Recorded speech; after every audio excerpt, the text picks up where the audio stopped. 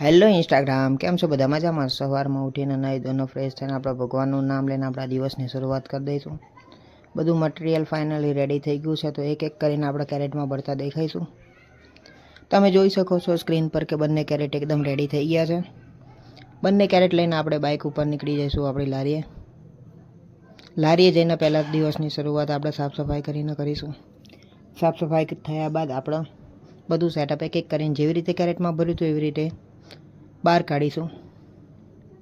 બહાર કાઢ્યા બાદ આપણે ભગવાનનું નામ લઈને દિવસની શરૂઆત કરીશું. પછી કસ્ટમરને વડાપાઉં બનાવી આપીશું. તમે જોઈ શકો છો સ્ક્રીન પર કે ભાઈ વડાપાઉં એકદમ રેડી થાય છે.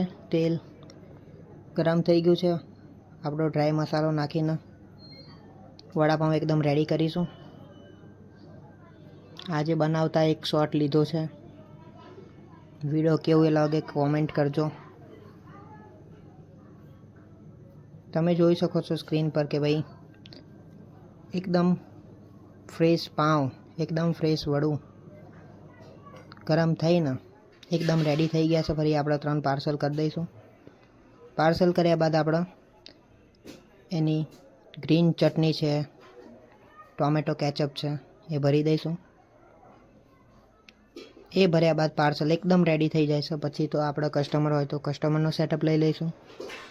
નાઇટનો ટાઈમ થઈ ગયો તો આજે કસ્ટમર ઘણા હતા તો શોટ લેવામાં બહુ ટાઈમ મળ્યો નથી.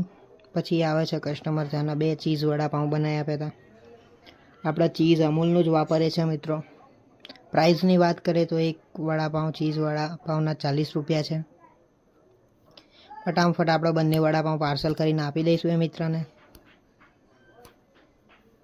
પછી બીજી દાબેલી ફટાફટ બનાવીશું.